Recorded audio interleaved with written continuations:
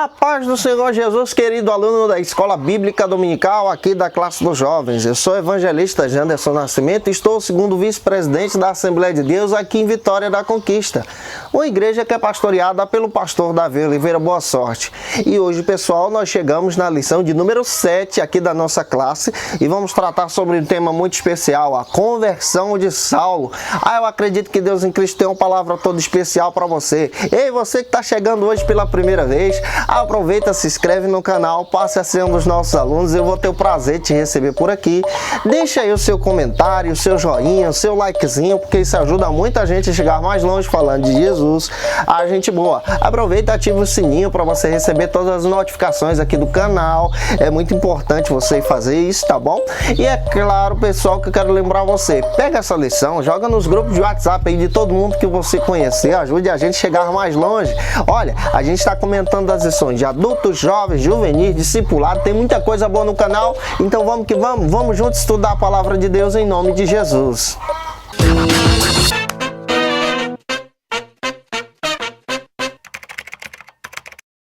Hoje nós chegamos na lição de número 7 aqui da classe dos jovens. A lição de hoje vai tratar sobre o seguinte assunto, a conversão de Saulo. É muito importante a gente entender isso aqui, tá bom? E acredito que Deus vai te abençoar poderosamente. Mas antes, inicie a sua lição pelo texto bíblico da lição. Afinal de contas, você é servo da palavra. Observe que a sua lição tem alguns objetivos específicos, você precisa ficar atento para não fugir do assunto. E fique atento também que a sua lição tem alguns pontos, você vai destacar ponto a ponto com seus alunos em sala de aula. O primeiro ponto da nossa lição vai tratar sobre o seguinte assunto aqui na EBD. Um encontro inesperado no caminho. Esse é o primeiro ponto da nossa lição aqui da classe dos jovens. Estamos estudando sobre a conversão de Saulo. Esse ponto tem alguns subtópicos que nós vamos desenvolver com você. O primeiro subtópico trata sobre o seguinte assunto. Um Saulo ameaçador. Quando nós estudamos sobre a vida de Saulo, que depois se torna Paulo, só muda o nome dele, nós percebemos que ele possuía um passado sombrio. Ele teve uma vida que foi uma vida terrível, uma vida obscura. De acordo com Atos capítulo 8, versículo 1, ele foi aquele que deu o consentimento para a morte de Estevão, mas ele não parou por aí. A própria Bíblia faz questão de dizer, e ele também faz questão de relatar isso no meio das cartas, que ele não poderia ser considerado como um dos apóstolos. Se fosse considerado, seria o menor de todos, porque ele perseguiu a igreja de Deus. Há relatos bíblicos que ele pegava o povo de Deus em Jerusalém, prendia homens e mulheres e levava aos cárceres. Ele também é considerado pela Bíblia como uma fera selvagem. De tão ferrenha a perseguição que ele realizava, ele mandava matar as pessoas, tinha sangue em suas mãos.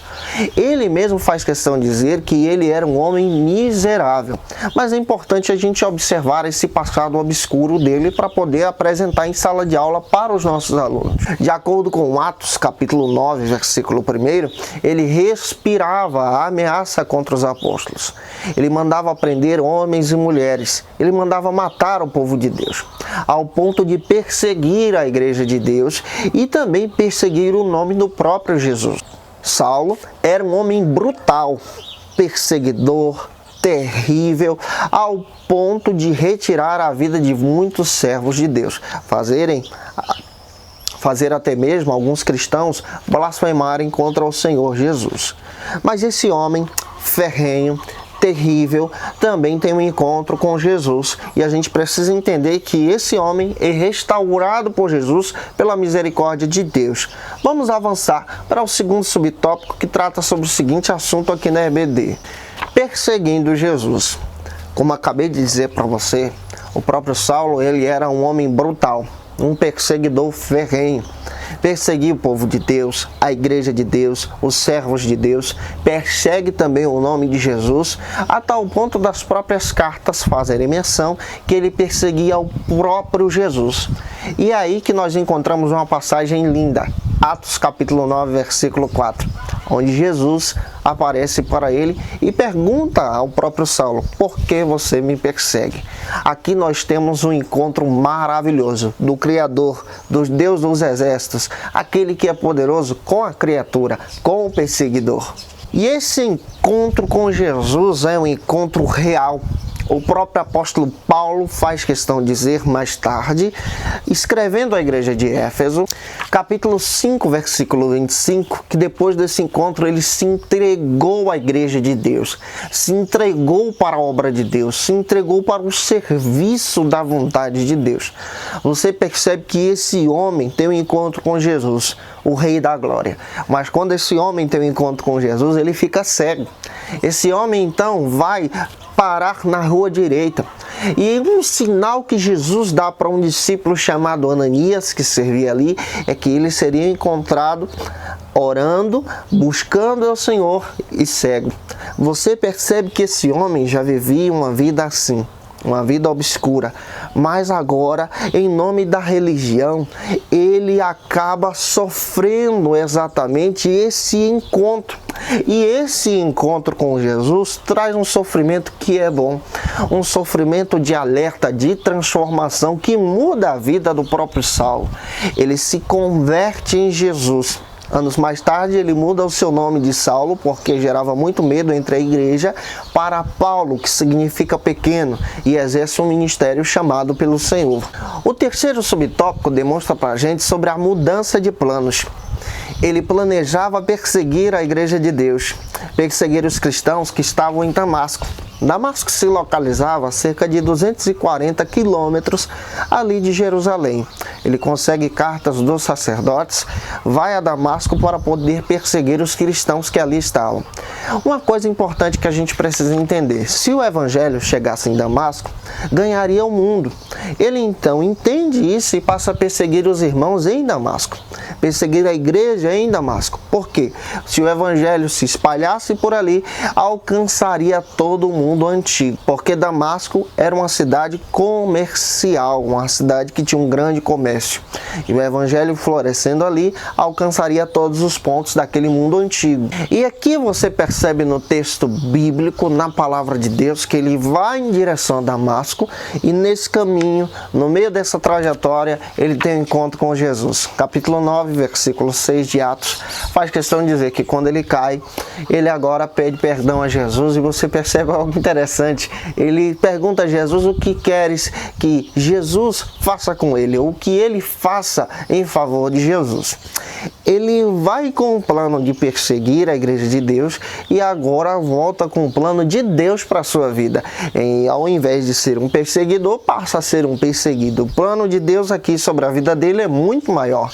E é interessante isso. Às vezes a gente traça um plano para a nossa vida, a gente tem projetos, mas é o plano de Deus que prevalece. É a vontade de Deus que vem sobre nós. É a vontade de Deus que nos guia e também nos orienta.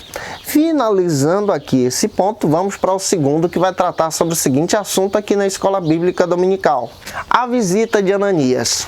Esse é o segundo ponto da nossa lição. Para mim, eu acho que Ananias é um crente muito abençoado dentro desse texto bíblico, dentro da palavra de Deus, porque todo mundo temia ouvir falar de Saulo. Ele literalmente estava perseguindo a igreja de Deus, o povo de Deus. E qual a mensagem de Deus para Ananias? Vai até a rua direita e lá vai estar um homem chamado Saulo. Ananias sabia quem era e teve coragem de ir, obedecendo à vontade do Senhor. O primeiro subtópico do ponto número 2 diz que Ananias era um homem piedoso. Você já percebe que ele era um homem de oração, um homem que buscava a vontade do Senhor e um discípulo de Cristo. De acordo com Atos 22, versículo 12, o próprio Ananias tinha o testemunho de toda a cidade e de todos os habitantes que moravam ali, porque ele obedecia à vontade de Deus e era um discípulo fervoroso. Quando Jesus apareceu para Ananias, em Atos capítulo 9, versículo 10, ele faz questão de obedecer à vontade do Senhor e diz: eis-me aqui. Ele se coloca à disposição. É por isso que eu vejo que esse homem é um homem temente a Deus. Ele se coloca à disposição para obedecer à vontade de Jesus e ir até Saulo orar por ele. Finalizando aqui esse subtópico, vamos para o segundo do ponto número 2, que trata sobre o seguinte assunto, ainda analisando sobre o perfil desse homem de Deus: a desconfiança de Ananias. Esse é o segundo subtópico. Mesmo sendo temente a Deus, fiel ao Senhor, Ananias, ele vai meio que desconfiado à rua direita. Ele vai com medo também de perder a sua vida, porém ele vai obedecendo a Jesus. Isso aqui me dá a entender que o cristão passa por problemas, tem dificuldades, também sente medo, gente, diante do exercício da sua fé. Mas crendo em Jesus e confiando nele, nós precisamos aprender com Ananias, obedecendo e indo adiante. Ele vai desconfiado porque possivelmente ele imaginava que o próprio Saulo deveria estar utilizando de uma artimanha para poder prender o povo de Deus. Mas como ele ouviu a voz do Senhor, então ele obedece. Ele segue a Jesus, vai de acordo com a vontade de Jesus e vai ao encontro desse homem que está lá de joelhos, cego e orando. Finalizando esse subtópico, vamos agora para o terceiro para entender sobre o seguinte argumento aqui na Escola Bíblica Dominical. O plano de Deus para Saulo. Saulo tinha um plano, mas Deus tinha outro. Você, às vezes, tem um plano, mas Deus tem outro. E é interessante isso aqui para a gente aplicar na vida dos nossos alunos. O plano de Saulo era viver a religiosidade, indo até Damasco perseguir o povo de Deus. O plano de Deus para a vida de Saulo era viver o evangelho, sendo perseguido por amor a Cristo. Olha que contraste. O plano de Saulo era literalmente ser uma pessoa que vivia da religiosidade. Há alguém que chega a dizer que ele pensava e tinha a ideia e estudava junto com Gamaliel para fazer parte do Sinédrio. Mas o plano de Deus para ele não era o Sinédrio, mas era viver do evangelho, ser um grande missionário, um desbravador da causa de Cristo, alguém que servia à vontade de Deus, pregando o evangelho. Romanos capítulo 1, versículo 1, ele faz questão de falar sobre isso. Lê esse texto bíblico com seus alunos depois da confirmação da sua chamada. Tito 1:1 também traz essa ideia. Ele fala desse sofrimento pela causa do evangelho, que ele abraça o plano de Deus. A gente precisa aprender a abraçar o plano de Deus para as nossas vidas, porque o plano de Deus é bem maior e melhor. E é muito importante você ler em sala de aula com seus alunos, capítulo 9, versículo 15, aonde você encontra o plano de Deus para a vida de Saulo. Levar o evangelho para os gentios, para aqueles que não conheciam a mensagem de Cristo. A gente precisa aprender isso. O plano de Deus é maior, o projeto de Deus é melhor. O que Deus preparou para a gente, aleluia, é muito mais agradável do que aquilo que nós planejamos. Finalizando esse ponto, vamos agora para o terceiro e último ponto da nossa lição, que vai tratar sobre o seguinte argumento aqui na Escola Bíblica Dominical. Um novo tempo de Deus para Saulo. Esse é o terceiro ponto da nossa lição, que está dividido aí em alguns subtópicos. O primeiro subtópico trata sobre o seguinte assunto aqui na Escola Bíblica Dominical. A acolhida de Ananias, esse é o primeiro subtópico. Você percebe no capítulo 9, versículo 11, que o próprio Ananias agora acolhe Saulo como irmão. Abraça ele depois da oração, depois que as escamas caem, e ele passa agora a ser discipulado. Você percebe que Ananias acolhe Saulo como irmão na fé. Quando você lê, por exemplo, Atos 9, 17, você encontra aqui um texto bíblico que o próprio Ananias passa a chamar Saulo de irmão na fé. Ele agora se transforma de perseguidor a discípulo e passa por um discipulado para o seu crescimento espiritual. E aqui nós vemos o próprio Ananias abraçar Saulo como irmão na fé, um irmão em Cristo. E falando de discipulado, a gente precisa entender que não foi somente, por exemplo, o apóstolo Paulo se converter, ele já saiu pregando o evangelho à causa de Cristo. Ele passou por um discipulado. Quando você lê a Bíblia, quando você lê a palavra de Deus, por exemplo, quando você lê o texto de Gálatas, você percebe que ele é perseguido em Damasco. Ele foge durante 3 anos para o deserto da Arábia. 3 anos no deserto para reaprender sobre a lei e entender sobre Cristo. Quando você lê, por exemplo, o texto que ele escreve, a segunda carta à igreja de Corinto, ele faz questão de mencionar que ele retorna para Tarsis depois da sua conversão e vive lá durante 10 anos. Então é 3 do deserto, mais 10 de Tarsis. Há um discipulado aqui, um crescimento espiritual. E é interessante que Deus levanta pessoas para cuidar do próprio Saulo. Deus levanta, por exemplo, Barnabé para ser um discipulador desse homem de Deus. O segundo subtópico trata sobre o seguinte assunto: abrem os olhos de Saulo. Os seus olhos são abertos. Seus olhos estavam fechados para a causa do Evangelho e agora estão abertos por Jesus. Atos 9:18 diz que depois da oração, imediatamente as suas escamas caíram. Os seus olhos foram abertos para a causa de Cristo, para a vontade de Deus, para a graça e misericórdia de Jesus. Quando a salvação chega na vida de alguém, essa vida passa a ser transformada. Há uma nova visão, uma restauração para aquele que está em Cristo. Nós também precisamos passar por isso.